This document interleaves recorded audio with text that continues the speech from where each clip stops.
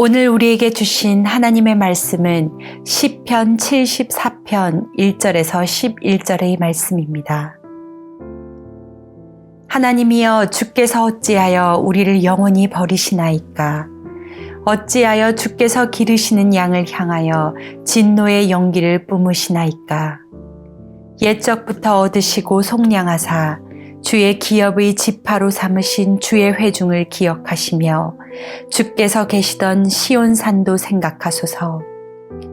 영구히 파멸된 곳을 향하여 주의 발을 옮겨 놓으소서. 원수가 성소에서 모든 악을 행하였나이다. 주의 대적이 주의 회중 가운데에서 떠들며 자기들의 깃발을 세워 표적으로 삼았으니 그들은 마치 도끼를 들어 삼림을 베는 사람 같으니이다. 이제 그들이 도끼와 철퇴로 성소의 모든 조각품을 쳐서 부수고 주의 성소를 불사르며 주의 이름이 계신 곳을 더럽혀 땅에 엎었나이다. 그들이 마음속으로 이르기를 우리가 그들을 진멸하자 하고 이 땅에 있는 하나님의 모든 회당을 불살랐나이다. 우리의 표적은 보이지 아니하며 선지자도 더 이상 없으며 이런 일이 얼마나 오래는지 우리 중에 아는 자도 없나이다. 하나님이여, 대적이 언제까지 비방하겠으며 원수가 주의 이름을 영원히 능욕하리이까? 주께서 어찌하여 주의 손 곧 주의 오른손을 거두시나이까? 주의 품에서 손을 빼내시어 그들을 멸하소서. 아멘. 할렐루야. 사랑하는 에베네셀 가족 여러분, 지난 한 주간도 평안하셨습니까? 우리 모두가 하나님의 은혜로 여기까지 달려온 줄 믿습니다. 한 주간을 마무리하면서 하나님을 향한 감사의 에베네셀 비를 세울 수 있는 우리 모두가 될 수 있기를 축복합니다. 오늘도 하나님이 주시는 은혜의 말씀, 진리의 말씀, 또한 지혜의 말씀을 통하여서 이 한 주간이 아름다운 은혜와 풍성한 결실로 마무리되는 은혜가 있기를 주님의 이름으로 간절히 축복합니다. 오늘 우리가 함께 나누는 말씀은 시편 74편의 말씀 앞부분입니다. 표제를 보게 되면 아삽의 마스길이라고 기록되어 있습니다. 지난 시간에도 보았듯이 아삽은 다윗과 솔로몬 시대의 성전에서 찬양대 대장으로서 예배를 섬겼던 예배인도자였습니다. 그가 지은 고백한 시편이 12편이나 있다라고도 말씀드렸습니다. 그런데 그 믿음의 사람 아삽이 오늘 본문에서도 참 힘든 삶의 어려움, 문제를 놓고 그렇게 고백하고 있습니다. 표제에 나와 있는 마스길이라는 뜻은 생각하다, 깨닫다, 교훈 이런 의미를 가지고 있습니다. 여러분, 우리는 어떨 때 인생의 교훈을 깨닫고 깨달음을 얻게 됩니까? 좋은 날도 우리가 깨달음을 얻을 때가 있지만은 많은 부분 인생의 어려움, 이제는 경험해보지 못했던 환난과 시련을 당할 때에 깨달음을 얻게 되고 많은 인생의 지혜와 교훈을 얻게 됩니다. 오늘 본문의 말씀도 그런 환난과 시험, 그 고통 가운데서 아삽이 깨달음을 얻고 인생의 교훈을 찬송을 통해 나누고 있습니다. 이 힘들고 어려운 이때에 우리는 교훈을 또한 깨달음을 많이 얻어야 될 줄 믿습니다. 어떤 깨달음을 얻어야 될까요? 환난 가운데 우리가 깨달을 수 있는 것은 우리 인생은 연약하다라는 것입니다. 나 홀로 설 수 없다라는 것이고, 또 하나의 깨달음은 하나님의 위대하심, 하나님의 능력의 손을 붙들어야 우리 인생이 회복되고 견디며 이길 수 있다라는 것이죠. 이 아름다운 믿음의 교훈 깨달음이 오늘 본문에도 그대로 담겨 있습니다. 오늘 본문 내용을 보게 되면은 그 내용 구절구절이 좀 살벌하고 좀 험악한 그런 표현들이 많습니다. 원수들에게 완전히 짓밟혀서 무너져버린 하나님의 백성, 그리고 하나님의 성전에 대해서 이야기하고 있습니다. 아삽, 그리고 아삽의 후손들, 많은 사람들이 이 아삽의 후손들이 성전에서 찬양으로 섬겨왔는데 오늘 본문의 배경이 되는 여러 가지 근거 중에 가장 유력한 것이 바로 남유다가 바벨론의 침공을 받아서 느부갓네살 왕이 쳐들어와서 예루살렘 성전을 완전히 폐허시켜버리고 무너뜨리고 그 성전이 무너지고 그 처참하게 성전이 무너진 상황에서 또한 유다 백성들을 포로로 끌고 가는 이 상황을 오늘 본문의 배경으로 하고 있습니다. 참 마음 아픈 일이죠. 하나님의 백성이 핍박받고 고통받는 것도 참 힘들고 어려운 일인데 하나님의 교회 성전이 완전히 파괴되어 버리고 돌 위에 돌도 남지 않고 완전히 참 비참하게 폐허가 되어버린 그 모습. 나중에 바벨론 포로를 끝내고 이스라엘 백성들이 돌아와서 성전을 봤을 때 참 처참했던 그 모습을 보게 됩니다. 그런 안타까운 일을 보면서 이 아삽 그리고 아삽의 후손이겠죠. 그렇게 이야기합니다. 하나님, 이것이 무엇입니까? 하나님 어떻게 해서 팔짱을 끼고 손을 넣고 이렇게 하나님의 백성이 핍박을 당하고 또한 성전이 무너지고 피폐해져 가는데 황폐해져 가는데 하나님 어떻게 그냥 가만 계십니까? 이걸 왜 막아주지 않으십니까? 그렇게 탄원하는 고백이 오늘 본문 시편 74편 앞부분에 나오고 있습니다. 오늘 본문의 시편 기자는 하나님의 침묵에 대해서 답답해하며 탄원합니다. 하나님께서 빨리 오셔서 성전이 무너질 뻔할 때에 막아주시고 무너지지 않도록 하셔야 되는데 성전이 다 무너졌는데도 여전히 이스라엘 백성의 기도에 응답지 않으시고 침묵하고 계신다. 우리가 잘 알고 있지만은 이스라엘 백성들이 포로로 끌려가게 되고 또한 예루살렘이 황폐화된 것은 성전이 무너진 것은 그들이 하나님을 떠나 범죄했기 때문에 하나님이 그들에게 정신 차리라고 징계하신 것이죠. 그러나 결국 그들을 다시 회복시키시죠.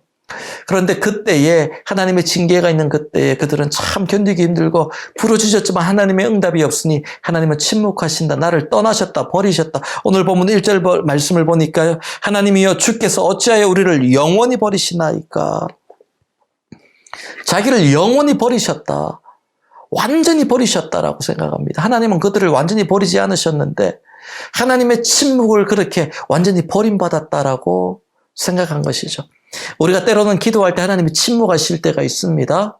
그러나 하나님은 침묵하실 뿐 하나님의 눈은 우리를 한시도 떼지 않고 우리를 바라보고 계시고 하나님의 그 인자한 귀는 우리의 작은 신음까지도 모두 듣고 계십니다. 다만 하나님께서 말씀하시지 않는 그 침묵을 통해 우리를 연단시키거나 하나님의 뜻을 이루어 가시는 것이죠. 우리를 영원히 떠난 것이 아닙니다. 때로는 우리가 기도할 때 하나님의 응답이 없다 하더라도 하나님은 듣고 계시고 보고 계십니다. 그냥 말씀만 안 하시고 그 타임을 침묵의 타임으로 하나님께서 그것 또한 기도의 응답으로 우리에게 주시는 것이죠. 여러분, 환난은 인내를, 인내는 연단을, 연단은 소망을 이룬다라고 바울은 고백했습니다. 우리가 환난 가운데 하나님이 침묵할 때에 인내하며 이것을 연단으로 받아들이고 그렇게 소망 가운데 하나님을 바라보고 나가면 환난은 인내를 잇는 연단은 소망을 이루는 줄 우리가 압니다. 바울의 고백처럼 그 인내와 연단을 통해 우리의 소망이 이루어지게 될 줄 믿습니다. 우리의 기도의 응답이 더디다고 낙심하거나 절망하거나 포기하지 말고 끝까지 인내하며 기도하십시오. 인내하며 기도한다는 것은 하나님의 때를 기다리며 기도한다는 것이고 인내하며 기도한다는 것은 억지로 참는 것이 아니라 소망과 좋은 축복의 결과를 사모하며 기다리는 겁니다.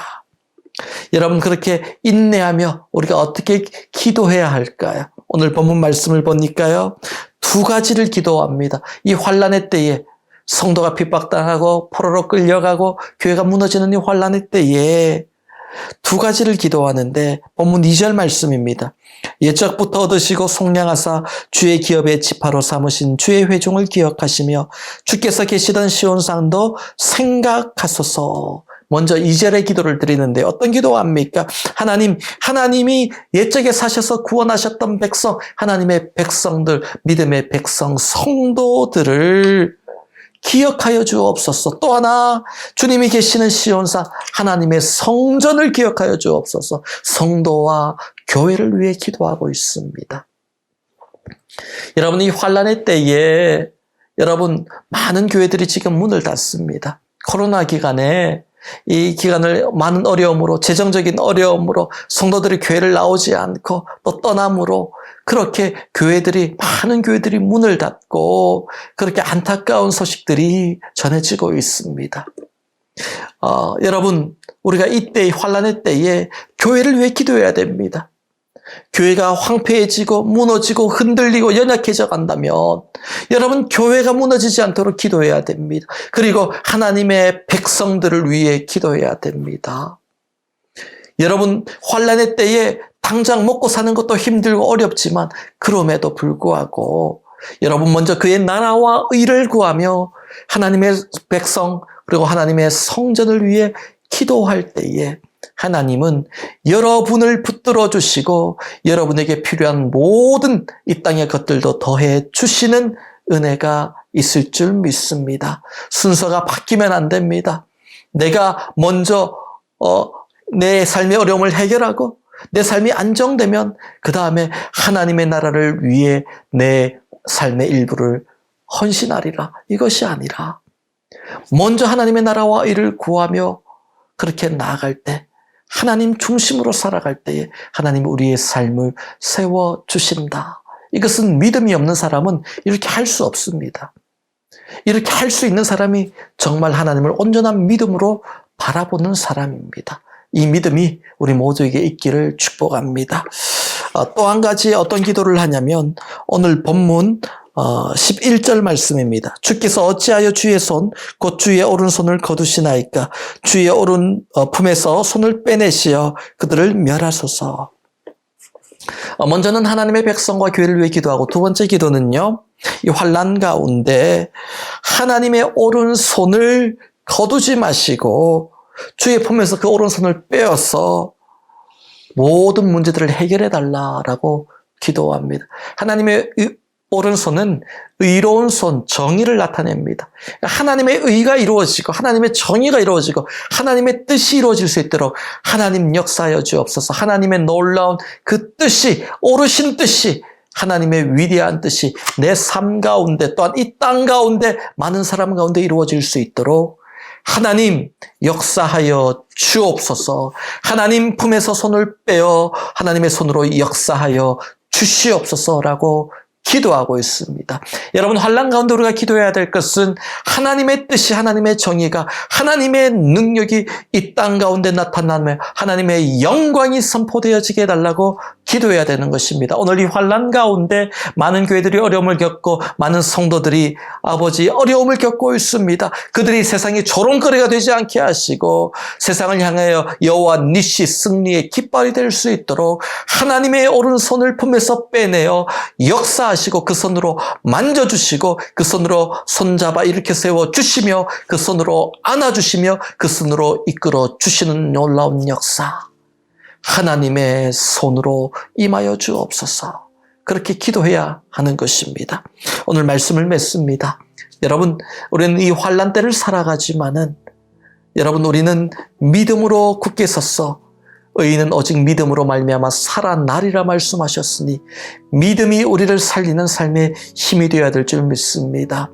한 주간을 마무리하고 또 한 주간을 시작하게 될 테인데 여러분, 우리는 은혜로 살아왔고 은혜로 살아갈 것이며 또한 우리는 믿음으로 살아왔고 믿음으로 살아가야 될 것입니다.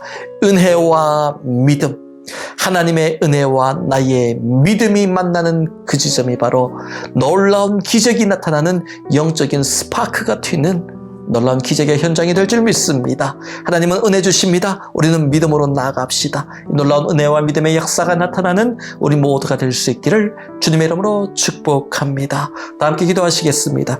할렐루야. 살아계신 하나님 아버지, 오늘도 사랑하는 주의 백성들을 붙들어 주시고 지난 한 주간도 은혜로 승리케 하시니 감사드립니다. 한 주간을 잘 마무리하게 하시고 또 한 주간을 시작할 때에 하나님의 은혜가 넘치고 우리의 믿음으로 아버지 나아갈 수 있도록 있도록 은혜 베풀어 주시옵소서. 환난 날에 아버지 나의 만족과 유익만 바라보는 것이 아니라 하나님의 나라와 의를 먼저 구함으로 하나님의 백성을 위해 기도하게 하시고 하나님의 성전을 위해 기도하는 우리 모두가 되게 하셔서 성전으로부터 흘러나오는 그 놀라운 은혜와 축복이 성도의 가정과 생업에 차고 흘러넘쳐 모두가 복의 복을 누리는 역사가 나타나게 하여 주옵소서.